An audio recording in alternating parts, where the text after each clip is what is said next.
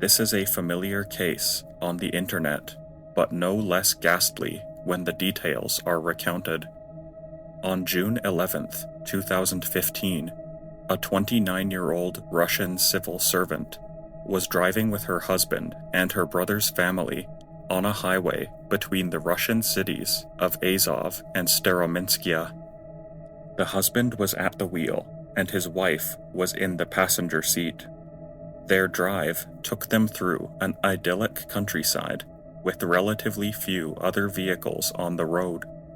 One of these vehicles was a massive dump truck hauling a load of bricks. Specifically, there were 16 packages of bricks, with each weighing 1 ton. The bed of the truck was open, and as it so happened, some of the bricks on top of the load were not fully secured, and at least 3 bricks fell off of the truck. Had they fallen only a few seconds earlier or later than they did, they might have represented something certainly less dangerous than what happened next. Instead, they came loose right as the woman's family was passing the brick-hauling truck in their car. As the 2 vehicles passed, 2 bricks missed the car, but the third punched clean through the windshield, showering its occupants with tiny shards of broken glass. It took a few seconds, but after recovering from their initial surprise and pulling over to the side of the road, those inside the car realized that the brick's impact had caused something far worse than a jolt of surprise and a shattered windshield. The driver's wife was sitting in the passenger seat of the car, in a momentarily stunned silence with an open head injury. The brick that came through the windshield had impacted her squarely in the right temple and fallen back out of the car, where it lay on the road in a pool of blood that it picked up from the impact. As soon as it made contact, the airborne brick split her skull in half, causing profuse bleeding and exposing part of her brain. After a few moments of dumbstruck silence in the car, those inside broke out into horrified screams and sobs. No adequate medical treatment was possible under the circumstances, and certainly not at the location of the accident.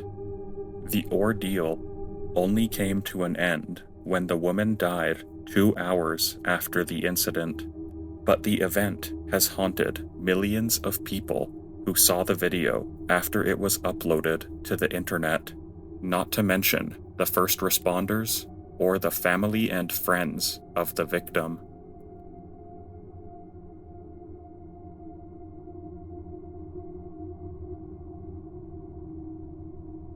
It was a sunny, tranquil afternoon in January 2015, and a family outing was taking place on the Maicuru River in Brazil. The environment there is coveted by both locals and outdoor enthusiasts from around the world. 2 grandparents were taking their grandchildren on a canoe trip down the waterway, and all was going well for most of the journey. The leisurely atmosphere, however, would start to fade when a severe thunderstorm struck right where they were on the river. For obvious reasons, nobody wants to be the tallest object on a body of water during a lightning storm, nor do they want to get lost in the darkness or be at the mercy of waves stirred up by its winds. The grandparents quickly tried to reach the banks of the river, but in spite of their efforts, the high winds and waves worked against the boat's progress. It was not long before their combined effects and the panic of the boat's occupants caused the boat to capsize in the middle of the river, and the grandparents and young children who had once occupied it were immediately put at risk of drowning. As it turned out, all but one had been rescued in the frantic conditions, but it wasn't the water that proved to be the greatest threat to the 6-year-old girl still floating in the water. already on the verge of succumbing to exhaustion. A terrifying shock was waiting for the rest of the family when they extricated her from the river. The splashing caused by the storm's waves and the large group of people swimming for safety had attracted large numbers of piranhas living in the river. Piranhas are carnivorous fish infamous for devouring their prey with a rabid, almost industrial efficiency. Immediately, these horrifying predators set to work devouring the girl, starting with her feet. The piranha's horrifying task was accomplished in only a few minutes while her family struggled to pull her to shore. By the time the piranhas were finished, they had reduced the girl to a skeleton below the waist and a bloody mass of flesh above it. As you can probably imagine, the horrific combination of a near-drowning experience, blood loss, and shock were too much for the young girl to endure, and she was dead before any emergency assistance could be provided.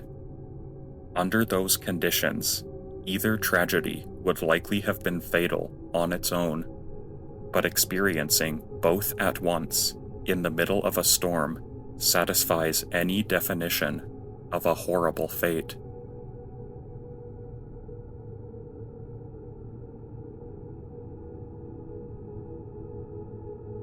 For the average healthy individual, constipation represents a common but minor and occasional inconvenience, usually resolved by a variable mix of doctor's visits, over-the-counter medications, dietary changes, and exercise regimen.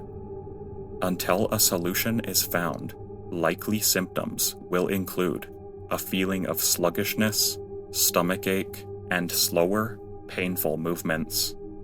Serious constipation can also result in bloating, nausea, and fatigue, though not limited to these symptoms. However, prisoners are usually not as healthy as members of the general population, and medications used to treat some of their health conditions can have serious side effects that are rare enough to baffle doctors and cause extreme suffering in the victims of the illness. In early 1994, a prisoner was admitted to a state hospital in California with severe constipation caused by a rare side effect resulting from his antipsychotic medications.